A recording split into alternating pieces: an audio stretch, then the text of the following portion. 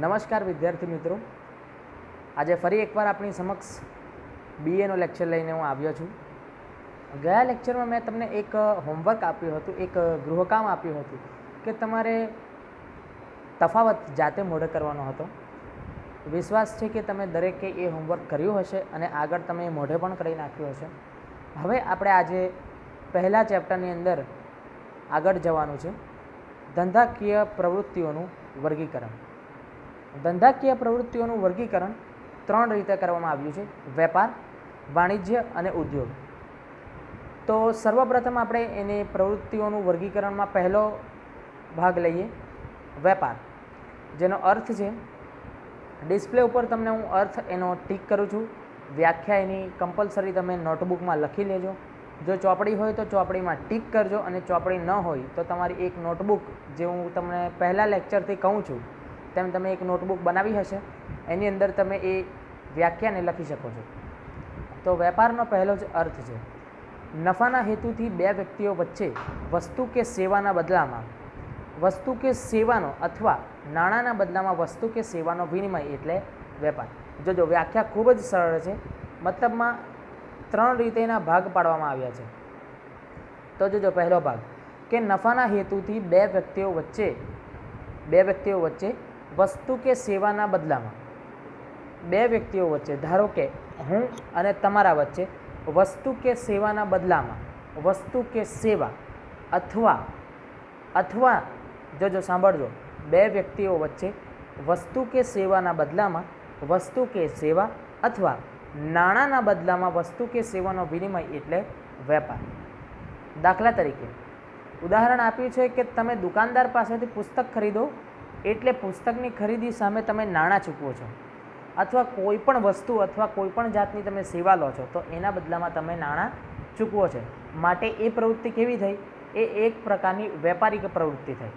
માટે અહીંયા બીજું એક ઉદાહરણ એવું આપ્યું છે કે તમે બસની ટિકિટ ખરીદી, બસમાં મુસાફરી કરો એટલે નાણાંના બદલામાં સેવાનો વિનિમય થયો ગણાય. માટે એ કેવી પ્રવૃત્તિ છે? એ વેપારિક આર્થિક પ્રવૃત્તિ છે. હવે આપણે જઈએ વેપારની લાક્ષણિકતા ઉપર. સ્ક્રીન ઉપર તમે લાક્ષણિકતાઓ જોઈ શકો છો વિદ્યાર્થી મિત્રો. પહેલી જ લાક્ષણિકતા છે, વેપાર એ કેવી પ્રવૃત્તિ છે? આર્થિક પ્રવૃત્તિ. કઈ રીતે આર્થિક પ્રવૃત્તિ? તો ધંધો એ આર્થિક પ્રવૃત્તિ છે. આર્થિક પ્રવૃત્તિનો એક ભાગ છે ધંધો. મુખ્ય ત્રણ પ્રકાર હતા આર્થિક પ્રવૃત્તિના. પહેલો પ્રકાર હતો ધંધો, બીજો વ્યવસાય અને ત્રીજો રોજગાર. ધંધાની અંદર બીજી ત્રણ પ્રવૃત્તિઓ છે. વેપાર, જેની અંદર આપણે ભણીએ છીએ અત્યારે વેપાર. માટે વેપાર એ કેવી પ્રવૃત્તિ થઈ? આર્થિક પ્રવૃત્તિ. બીજી લાક્ષણિકતા છે વેપારમાં બે પક્ષકારો હોય છે, ખરીદનાર અને વેચનાર હોય જ છે. તમે કોઈક વસ્તુ ખરીદો છો તો સામે વેચનાર હોય તો જ તમે એ ખરીદો છો, તો જ તે વેપાર ગણાશે. ત્રીજી લાક્ષણિકતા છે વેપાર માટે વિનિમય અનિવાર્ય છે. વસ્તુ આપવી પડે, નાણાં આપવા પડે તો જ વિનિમય થાય. માટે વિનિમય થાય તો જ વેપાર થયો ગણાય. વેપારથી વસ્તુ કે સેવાની માલિકીની ફેરબદલી થાય છે. ધારો કે દુકાનમાં તમે કોઈક વસ્તુ લેવા જાઓ છો તો એ વસ્તુ તમે લઈ લો છો, એના બદલામાં તમે નાણાં આપો છો, તો એ વસ્તુની માલિકી તમારી ગણાય. એ વસ્તુ તમારી પોતાની છે, એમ તમારી એ વસ્તુ પોતાની કહેવાય. માટે એની માલિકી બદલાઈ જાય છે. પાંચમી લાક્ષણિકતા છે વસ્તુના અવેજમાં નાણાં કે વસ્તુની ચૂકવણી થાય છે. અવેજ એટલે શું? ધારો કે તમે એક પુસ્તક ખરીદો છો, એ પુસ્તકના અવેજમાં, હવે કેટલીક વાર એવું બનતું હોય છે કે અમુક પુસ્તકો માર્કેટમાં અવેલેબલ હોતા નથી. કોઈક વાર કોઈક બુક નથી મળતી હોતી, ત્યારે તમે એમ કહો છો કે એડવાન્સ રૂપિયા આપી દો. એડવાન્સ રૂપિયા એટલે થોડાક રૂપિયા હમણાં આપી દો, જ્યારે વસ્તુ આવશે ત્યારે તમે વસ્તુ લઈ જજો અને બાકીના રૂપિયા આપી જજો. એને અવેજ કહેવાય. કે વસ્તુના બદલામાં અમુક રકમ, પૂરી રકમ નથી આપવાની. અવેજ એટલે અમુક રકમનો નાનો ભાગ એ ટોકન સ્વરૂપે આપવાનો છે, તેને અવેજ કહેવાય. અથવા વસ્તુની ચૂકવણી થાય છે, નાણાં આપવામાં આવે છે અથવા વસ્તુના બદલામાં વસ્તુની ચૂકવણી થાય છે.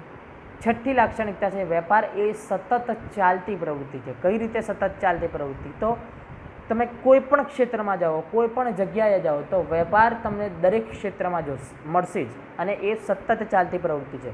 હવે આ વર્ષે તમે જે પુસ્તકો ખરીદ્યા એ આ વર્ષ પૂરતા જ તમને કામ લાગશે, પછી એ પુસ્તક તમને કોઈ કામ લાગવાના નથી. પરંતુ તમારે આવતા વર્ષ માટે જ્યારે તમે 12મા ધોરણમાં આવશો ત્યારે તમારે નવા પુસ્તકો ફરી ખરીદવા પડશે.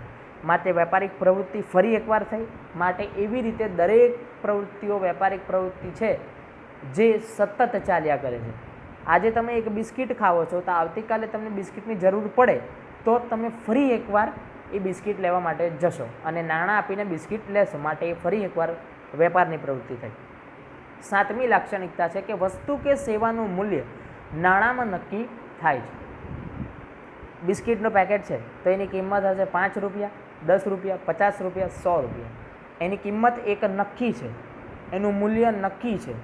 સેવાનું મૂલ્ય, તમે ડૉક્ટર પાસે જશો તો તમારી પાસે ફાઇલિંગ ચાર્જ લે છે 500 રૂપિયા, 1000 રૂપિયા. એ જે ફાઇલિંગ ચાર્જ છે એ ડૉક્ટરની ફીનું, એની જે સેવા છે એનું મૂલ્ય છે જે નાણાંમાં નક્કી થયું છે.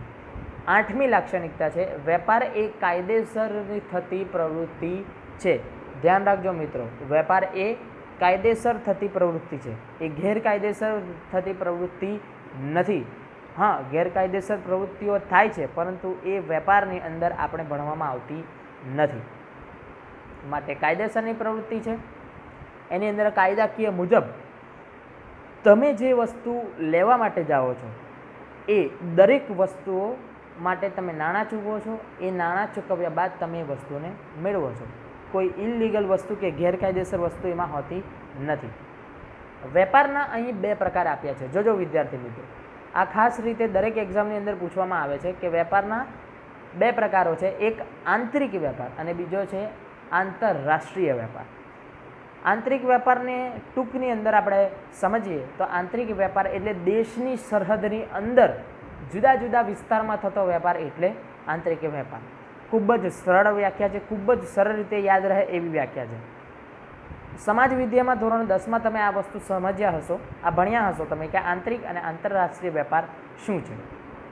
આંતરિક વેપાર એટલે દેશની સરહદ, એટલે કે ભારત દેશની અંદર ગુજરાત અને મહારાષ્ટ્ર, સુરત અને અમદાવાદ અને બોમ્બે, આ દરેક એટલે કે ભારત દેશની અંદર જ જે વેપાર થાય તેને આંતરિક વેપાર કહે છે. એટલે કે એક જ દેશમાં એક જ સરહદની અંદર જુદા જુદા વિસ્તારમાં જે વેપાર થાય તેને આંતરિક વેપાર કહે છે. વિતરણની દ્રષ્ટિએ આંતરિક વેપારના 2 ભાગ પાડ્યા છે.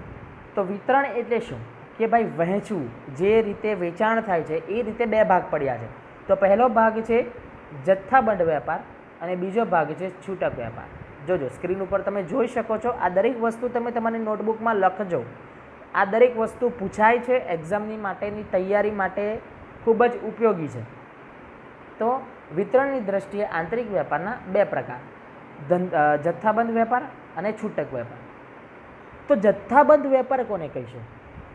જથ્થાબંધ વેપાર એટલે ખૂબ જ મોટા પ્રમાણમાં માલનું ખરીદી કરવામાં આવે અથવા વેચાણ કરવામાં આવે. જથ્થાબંધ વેપાર એટલે શું? ખૂબ જ મોટા પ્રમાણમાં બિસ્કિટ લેવી હોય તો 1-2 બિસ્કિટના પેકેટ નથી લેવાના હોતા, એમાં ખૂબ મોટા જથ્થામાં, ધારો કે 100 બિસ્કિટના પેકેટ, 100 બિસ્કિટના બોક્સ, એક બિસ્કિટના બોક્સની અંદર 24 બિસ્કિટ આવતી હોય તો એવા 10 બોક્સ, એને જથ્થાબંધ વેપાર કહે છે. જ્યારે છૂટક વેપાર કોને કહે છે? તો છૂટક વેપાર એટલે 1 બિસ્કિટનું પેકેટ જોઈએ અથવા 2 બિસ્કિટનું પેકેટ જોઈએ, એને જથ્થાબંધ રીતે વેચાણ કહી શકાતું નથી, એ જથ્થાબંધ વેપાર કહી શકાતો નથી. છૂટક વેપારની અંદર નાના જથ્થાની અંદર તમે વસ્તુ ખરીદી શકો છો. 1-2 વસ્તુ તમારે જોઈતી હોય તો તમે ખરીદી શકો છો. જ્યારે જથ્થાબંધ વેપારની અંદર કેવું હોય છે કે તમારે ખૂબ મોટા પ્રમાણમાં એનો જથ્થો ખરીદવો પડે છે. હવે બીજો પ્રકાર એનો છે આંતરરાષ્ટ્રીય વેપાર. આંતરરાષ્ટ્રીય વેપાર એટલે ઇન્ટરનેશનલ બિઝનેસ કહેવાય છે. તો તમે જાણતા હશો કે કોઈ પણ 2 દેશો વચ્ચે અથવા 2થી વધુ દેશો વચ્ચે જો સરહદ ઓળંગીને જે વેપાર થતો હોય તો એને આંતરરાષ્ટ્રીય વેપાર આપણે કહીએ છીએ. કોઈ પણ 2 દેશો વચ્ચે થતા વેપારને આંતરરાષ્ટ્રીય વેપાર કહે છે. વ્યાખ્યા લખતા રહેજો, નોટબુકમાં નોટ કરતા રહેજો અને જો તમારી પાસે બુક હોય તો બુકમાં ટીક પણ ખાસ કરજો. આંતરરાષ્ટ્રીય વેપારની વ્યાખ્યા છે કોઈ પણ 2 દેશો વચ્ચે થતા વેપારને આંતરરાષ્ટ્રીય વેપાર કહે છે. આંતરરાષ્ટ્રીય વેપાર દેશની સરહદ ઓળંગે છે. એ દેશની સરહદને ઓળંગી બીજા દેશની સરહદમાં તમારે પ્રવેશ કરવો પડે છે, ત્યારે જ આંતરરાષ્ટ્રીય વેપાર શક્ય છે. આંતરરાષ્ટ્રીય વેપારમાં શું આવે, કઈ વસ્તુનો સમાવેશ થાય, તો એ અહીંયા ખૂબ જ ઉપયોગી છે. તો જોજો, હું એ ફરી એકવાર ટીક કરું છું કે આંતરરાષ્ટ્રીય વેપારમાં આયાત વેપાર, નિકાસ વેપાર અને પુનઃ નિકાસ વેપારનો સમાવેશ થાય છે. વિદ્યાર્થી મિત્રો, આયાત નિકાસ અને પુનઃ નિકાસ આ ત્રણ શબ્દ ખૂબ જ અગત્યના છે. આયાત એટલે આપણા દેશમાં બહારના દેશમાંથી કોઈક વસ્તુ આપણે મંગાવીએ તો એને આયાત કહેવાય. શું કહ્યું? તો આયાત એટલે મેં તમને કહ્યું તેમ ફરી એકવાર હું તમને સમજાવું કે આયાત એટલે આપણા દેશમાં કોઈ પણ વસ્તુની જરૂરિયાત હોય અને આપણી પાસે એ નથી તો આપણે બહારના દેશમાંથી એ વસ્તુ મંગાવીએ તો એને આયાત કહેવાય. નિકાસ એના કરતાં ઉલટું છે કે બીજા દેશમાં કોઈક વસ્તુ આપણા દેશમાંથી મોકલવામાં આવે તો એને નિકાસ કહે છે. અને પુનઃ નિકાસ એટલે શું? તો ભારતમાં એ વસ્તુનું ઉત્પાદન થાય છે. ધારો કે ભારતમાં કાચો માલ બનતો હોય, રૂ, કપાસ જેને આપણે કહીએ છીએ તે કપાસ ભારતમાં ઉત્પાદન થાય છે. એ કપાસમાંથી રૂ મળે છે. એ રૂ અમેરિકામાં જાય છે. અમેરિકાવાળા એ રૂનું ઉત્પાદન કરીને એની અંદરથી કાપડ બનાવે અને એ કાપડ બીજા અન્ય દેશને, ધારો કે એ કાપડ લંડનમાં વેચવામાં આવે તો એને પુનઃ નિકાસ કહે છે. સમજો, ઉદાહરણ ફરી એકવાર સમજાવું. ભારતની અંદર કોઈક વસ્તુનું ઉત્પાદન થાય છે, ધારો કે કપાસ. ભારતમાં કપાસની ખેતી થાય છે, કપાસમાંથી રૂ મળે છે. એ રૂ અમેરિકામાં મોકલવામાં આવે છે. અમેરિકા દ્વારા રૂમાંથી કાપડ બનાવવામાં આવે છે. એ કાપડ લંડન મોકલવામાં આવે છે તો એને પુનઃ નિકાસ કહેવામાં આવે છે. સમજ પડી? આગળ બીજો ભાગ છે ધંધાનો, એ છે વાણિજ્ય. વાણિજ્ય એ ખૂબ જ સરળ વ્યાખ્યાની અંદર એકદમ નાની વ્યાખ્યા છે એની, કે વાણિજ્ય એટલે વેપાર. વાણિજ્ય એટલે વેપાર અને વેપારને સહાયક સેવાઓ. વાણિજ્ય એટલે વેપાર અને વેપારને સહાયક સેવાઓ. વેપારને સહાયક સેવા એટલે કઈ સેવાઓ? તો એમાં આપ્યું છે કે સેવાઓમાં બેન્કિંગ, વીમો, વાહન વ્યવહાર, સંદેશા વ્યવહાર, વખાર અને આડતિયાની સેવાનો સમાવેશ થાય છે. આ સિવાય વાણિજ્યની અંદર ગેરંટી, વોરંટીનો પણ સમાવેશ થાય છે. તમે ઘણીવાર એવું સમજતા હશો કે તમે કોઈક વસ્તુ ખરીદો છો ત્યારે EMI પર ખરીદો છો. EMI એટલે કે હપ્તા ઉપર ખરીદો છો, તો એમાં બેન્કિંગની સેવા તમને પૂરી પાડવામાં આવે છે કે તમારા રૂપિયા ડાયરેક્ટ તમારા બેંકના ખાતામાંથી એ દરેક રૂપિયા તમારા દર મહિને અમુક રકમ જે તમે નક્કી કરી હોય તે રકમ કપાતી હોય છે. તેવી જ રીતે વીમો, ખાસ કરીને વીમો. અત્યારે તમે જોતા હશો કે દરેક નવી ગાડીઓ લો તો તમારે પેલો થર્ડ પાર્ટી વીમો કરાવવો પડે, અથવા તમે પોતાનો પણ વીમો ઉતાર્યો હશે, અથવા તમે ન ઉતાર્યો હોય તો તમારા મમ્મી પપ્પાને પૂછજો કે તમારો પોતાનો લાઈફ ઇન્સ્યોરન્સ હશે, મેડિક્લેમ ઇન્સ્યોરન્સ હશે, તો એને વીમો કહેવાય છે. વાહન વ્યવહાર, તમે કોઈ પણ વસ્તુની ખરીદી કરો, ધારો કે ફ્રીજ છે, એસી છે, ફ્રીજ છે, એસી છે, એ સિવાય અન્ય કોઈ પણ એવી મોટી વસ્તુ છે, ટીવી છે, ફ્રીજ છે, એસી છે, ઓવન છે, એવી કોઈ પણ વસ્તુની તમે ખરીદી કરો તો એ દરેક વસ્તુ તમારા ઘર સુધી કંપનીવાળા વ્યક્તિઓ પહોંચાડતા હોય છે, તો એ પણ એક વાહન વ્યવહારની સેવા થઈ. સંદેશા વ્યવહાર એટલે ગમે ત્યારે તમને કોઈક એ વસ્તુનો ઉપયોગ કરતા ન આવડતો હોય તો તમે હેલ્પલાઇન નંબર ઉપર ફોન કરીને એ વસ્તુ વિશે જાણી શકો છો. વખાર એટલે કે સ્ટોરેજ, કોઈક વસ્તુને તમારે સ્ટોર કરવી હોય તો એ સ્ટોરેજની અંદર તમે સ્ટોર કરો છો તો એને વખાર કહે છે. આડેતિયું એટલે કે બિલ, તમે કોઈ વસ્તુની ખરીદી કરો છો તો એની અંદર બિલ આપવામાં આવે છે, એ બિલને આડેતિયું કહેવાય છે. હવે આપણે જોવાની છે વાણિજ્યની લાક્ષણિકતાઓ. તો વાણિજ્યની લાક્ષણિકતાઓ 6 જ છે અને ખૂબ સરળ છે. તો પહેલી લાક્ષણિકતા છે વાણિજ્ય શબ્દમાં વેપારનો સમાવેશ થાય છે. જો દરેક, મેં તમને આગળ કહ્યું હતું તેમ કે દરેક લાક્ષણિકતાઓ એના અર્થ અથવા એની વ્યાખ્યાઓ ઉપરથી બનતા હોય છે. તો પહેલી જ લાક્ષણિકતા એ બને છે કે વાણિજ્ય શબ્દમાં વેપારનો સમાવેશ થાય છે, કેમ કે વેપારનો એક ભાગ છે. એટલે વાણિજ્ય પણ એક આર્થિક પ્રવૃત્તિ છે, કારણ કે એ વેપાર સાથે સંકળાયેલી છે અને એને સહાયક સેવા છે. એટલે વેપારને મદદરૂપ થાય તેવી સહાયક સેવાઓનો સમાવેશ થાય છે. વેપારને સમાવેશ થાય અથવા વેપારને મદદરૂપ થાય તેવી સહાયક સેવાઓનો સમાવેશ થાય છે. દાખલા તરીકે બેન્કિંગ, વીમો અને વ્યવહાર. આ મુદ્દો તમે ઓલરેડી પહેલાં વ્યાખ્યામાં સમજી ચૂક્યા છો, માટે સમજાવવાની જરૂર નથી. વસ્તુના સમય અને સ્થળ ઉપયોગિતામાં વધારો. ચોથી લાક્ષણિકતા કઈ છે કે વસ્તુના સમય અને સ્થળ ઉપયોગિતામાં વધારો થાય છે. ધારો કે તમને કોઈક વસ્તુ ન આવડતી હોય, એનો ઉપયોગ કરતાં ન આવડતો હોય, તો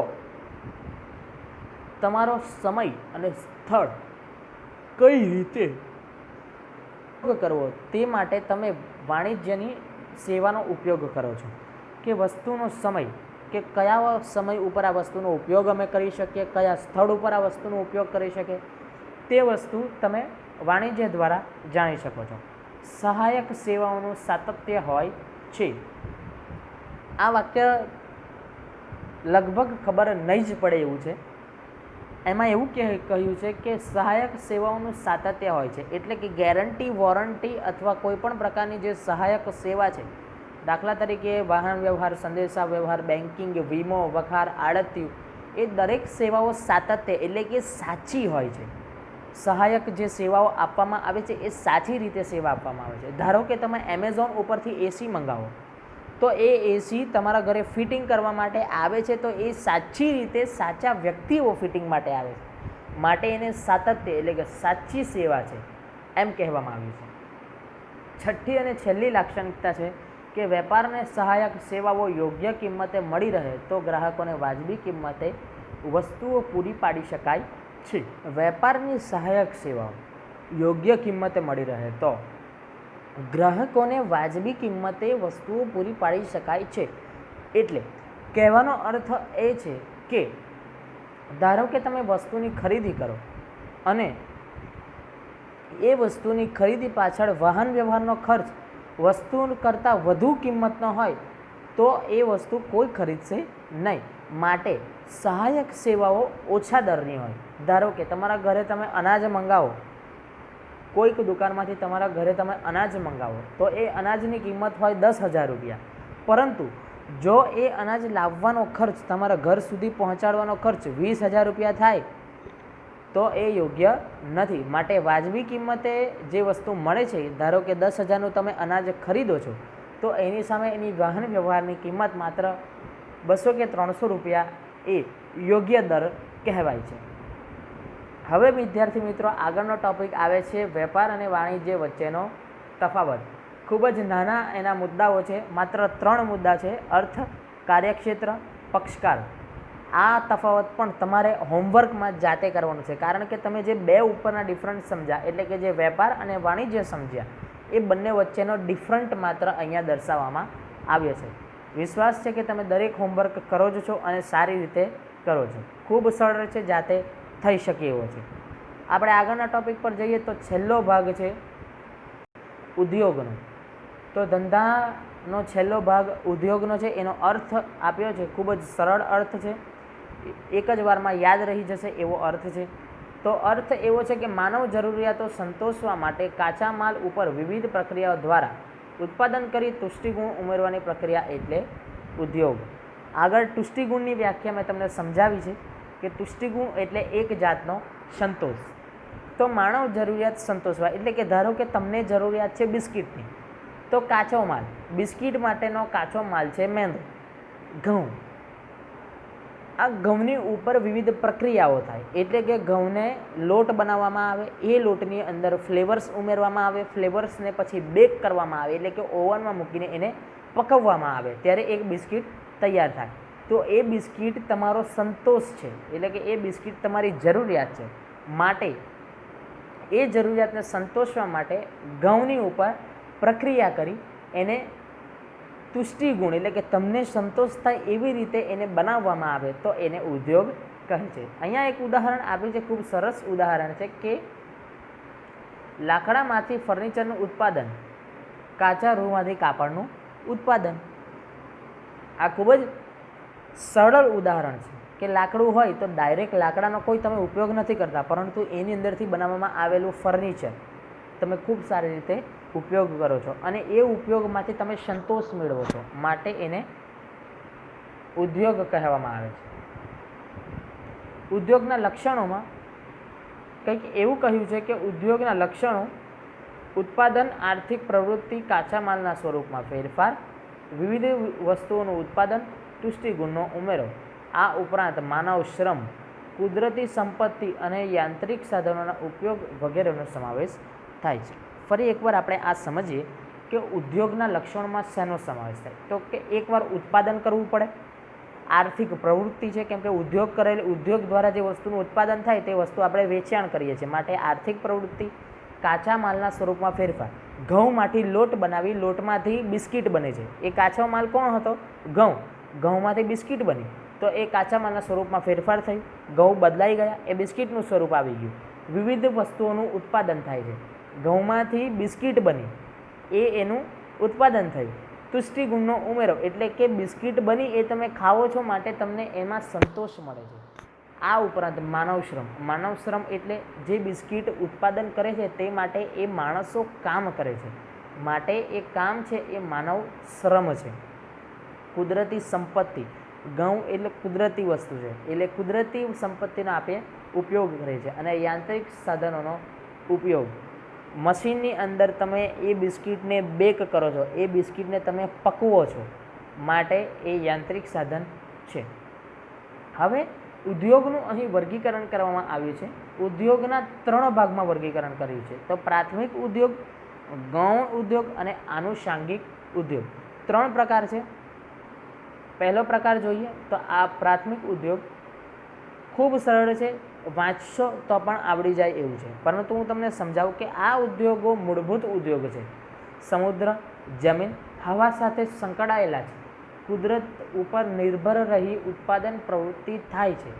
જમીન ઉપર ખેતી, પશુપાલન, મરઘા બતકા ઉછેર, દરિયા સાથે સંબંધિત મત્સ્ય ઉદ્યોગ. પ્રાથમિક ઉદ્યોગ એટલે સામાન્ય રીતે એવો ઉદ્યોગ કે ડાયરેક્ટ કુદરતની સાથે સરભર હોય, કુદરત સાથે રહીને ડાયરેક્ટ ઉત્પાદન મળતું હોય.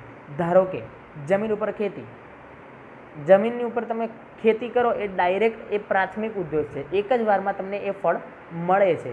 પશુપાલન, પશુપાલન એટલે ગાય, ભેંસ, બકરી વગેરે તમે જે પશુપાલનનો ઉદ્યોગ હોય તો તમે દૂધ ડાયરેક્ટ મળે છે. એવું હોય છે કે ભાઈ ગાયને પહેલાં તમે પ્રોસેસમાં મોકલો, ગાયને તમે ઉત્પાદન કરો, એવું નથી હોતું. ગાય એ કુદરતી સંસાધન છે, એ જીવ છે, એ કુદરતી સંસાધનમાંથી ડાયરેક્ટ તમને દૂધ મળે છે, માટે એ પ્રાથમિક ઉદ્યોગ છે. ગૌણ ઉદ્યોગ. ગૌણ ઉદ્યોગ એટલે વિવિધ પ્રકારના યંત્રો અને ટેકનોલોજીની મદદ લેવામાં આવે. દાખલા તરીકે ખાતર ઉદ્યોગ. ખાતર બનાવવા માટે વિવિધ મશીનનો ઉપયોગ થાય, એને મિક્સ કરવું પડે.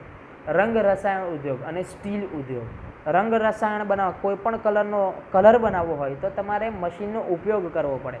સ્ટીલ બનાવવું હોય તો જે કાચો માલ છે એટલે કે જે જમીનમાંથી મળે છે એની અંદર પ્રક્રિયા કરીને મશીનની અંદર ઓગાળીને તમારે સ્ટીલ બનાવવું પડે, તો એને ગૌણ ઉદ્યોગ કહે છે. એટલે વ્યાખ્યા કઈ રીતે બનશે? તો વિવિધ પ્રકારના યંત્રો અને ટેકનોલોજીની મદદ લેવામાં આવે છે. કુદરતી સંપત્તિને વપરાશ યોગ્ય બનાવી ગ્રાહકને પહોંચતી થાય તે દરમિયાન કરવામાં આવતી પ્રક્રિયા એટલે ગૌણ ઉદ્યોગ. ટૂંકમાં કહું તો જે કુદરત દ્વારા મળે છે તેની ઉપર પ્રક્રિયા કરવામાં આવે અને ટેકનોલોજી, મશીનરીનો ઉપયોગ કરવામાં આવે તો એને ગૌણ ઉદ્યોગ કહે છે. આનુષાંગિક ઉદ્યોગ. છેલ્લો પ્રકાર આનુષાંગિક ઉદ્યોગ છે કે જે વિશાળ ક્ષેત્ર ધરાવે છે. પ્રાથમિક અને ગૌણ ઉદ્યોગને સહાયક સેવાઓ પૂરી પાડવા ઉપરાંત ગ્રાહકોની વધુ નજીક હોય છે. તો આમાં ઉદાહરણ એવું આપ્યું છે કે ડેરી ઉદ્યોગ, ઠંડા પીણાનો ઉદ્યોગ, બેકરી ઉદ્યોગ. આનુષાંગિક ઉદ્યોગમાં વાહન વ્યવહાર, બેંક, વીમો, વખાર, આડતિયા, માહિતી સંચાર વગેરેની સેવાઓનો પણ સમાવેશ થાય છે. જો ખૂબ જ સરળ રીતે સમજાવ કે પ્રાથમિક ઉદ્યોગ છે આપણો પશુપાલન. પશુપાલન દ્વારા દૂધ મળે છે, એ દૂધ ડેરીમાં જાય છે, ડેરીની અંદરથી ચીઝ, પનીર, બટર વગેરે બનાવવામાં આવે છે. તો એ આનુષાંગિક ઉદ્યોગ થયો. હવે આ ઉદાહરણમાં એક જ ઉદાહરણની અંદર તમને દરેક વસ્તુ સમજાવો કે ખેતી દ્વારા ઘઉંનું ઉત્પાદન થાય છે તો એ પ્રાથમિક ઉદ્યોગ. ખેતી દ્વારા ઘઉંનું ઉત્પાદન થાય તો એ પ્રાથમિક ઉદ્યોગ. ઘઉંની અંદરથી બિસ્કિટ બને તો એ બિસ્કિટ એ ગૌણ ઉદ્યોગ. પરંતુ એ બિસ્કિટમાંથી હું તમને ફરી એકવાર સમજાવવા આ ઉદાહરણ ફરી એકવાર આપણે વ્યવસ્થિત રીતે સમજીએ કે ખેતી દ્વારા ઘઉંનું ઉત્પાદન થાય. ઘઉંમાંથી લોટ બને છે એટલે કે આટો બને છે, મેંદો બને છે તો એ ગૌણ ઉદ્યોગ. મેંદામાંથી બ્રેડ બને, પાઉં બને અથવા બિસ્કિટ બને તો એ આનુષાંગિક ઉદ્યોગ. ફરી એકવાર સમજીએ તો પ્રાથમિક ઉદ્યોગ કોને કહીશું? તો ખેતીમાંથી ઘઉંનું ઉત્પાદન થાય. ખેતીમાંથી ઘઉં મળે છે એ પ્રાથમિક ઉદ્યોગ છે. ઘઉંમાંથી લોટ બને છે એટલે કે મેંદો બને છે એ ગૌણ ઉદ્યોગ છે. ઘઉંના લોટમાંથી બિસ્કિટ બને છે, પાઉં બને છે અથવા બ્રેડ બને છે તો એ આનુષાંગિક ઉદ્યોગ છે. યાદ રહેશે, ખૂબ સરળ છે. એક જ વાર વાંચશો તો પણ યાદ રહેશે. પરંતુ હું તમને ખાસ કહું છું કે દરેક વસ્તુ તમે નોટબુકમાં લખતા રહો. નોટબુક તમારી પાસે બુક ન હોય એટલે કે તમારી પાસે ચોપડી ન હોય તો બુકની અંદર ખાસ આ દરેક વસ્તુ લખજો. લેક્ચર તમે રિવાઇન્ડ કરીને પણ જોઈ શકો એવા છે, યુટ્યુબ ઉપર જ મૂકવામાં આવે છે. અને હા, ખાસ કરીને તમે જે ભણો છો, જ્યારે તમે આ લેક્ચર ભરો છો તો એ ચેનલને લાઈક કરો, એ વિડીયોને તમે લાઈક કરો. એ વિડીયો લાઈક કર્યા બાદ સબસ્ક્રાઈબ કરો. સબસ્ક્રાઈબ કર્યા બાદ બેલ આઇકનને ક્લિક કરો જેથી દરેક વિડીયો તમારી ઉપર નવા અપલોડ થશે તે ડાયરેક્ટ તમને નોટિફિકેશનમાં મળી જશે. અહીં આપણો પહેલો પાર્ટ આજે પૂરો થાય છે. BAનું પહેલું ચેપ્ટર 11મા ધોરણમાં ગુજરાતી મીડિયમમાં પહેલું ચેપ્ટર તમારું પૂરું થાય છે. હવે પછીના નેક્સ્ટ લેક્ચરમાં આપણે બીજું ચેપ્ટરની શરૂઆત કરીશું. બીજા ચેપ્ટરનું હું તમને એકવાર ટાઇટલ બતાવી દઉં તો બીજા ચેપ્ટરનું ટાઇટલ એવું છે કે ધંધાકીય સેવાઓ ભાગ 1. આની અંદર તમે વીમો, ટપાલ સેવા, વિવિધ અન્ય સેવાઓ તમે સમજશો, એમાં આગળ અભ્યાસ કરશો. અને યાદ રાખજો, પહેલું ચેપ્ટર પૂરું થયું છે. જે વિદ્યાર્થીઓનું બાકી છે તે લોકો રિવાઇન્ડ કરીને પહેલેથી 1 થી 6 વિડીયો છે, પહેલા ચેપ્ટરના ટોટલ 6 વિડીયો છે. એ 6 વિડીયો વારાફરતી ફરી એકવાર જોજો, રિવિઝન પણ કરતા રહેજો. કારણ કે ભણતર શરૂ જ છે. કોરોનાના કારણે એવું નથી બનવાનું કે તમારી એક્ઝામ નહીં લેવાય. એક્ઝામ કોઈ પણ સ્વરૂપે લેવાશે, ઓનલાઈન પણ લેવાશે અથવા ઓફલાઈન પણ લેવાશે. અહીં હું મારી વારણીએ વિરામ આપું છું. મળશું આપણે નેક્સ્ટ લેક્ચરમાં. Thank you so much.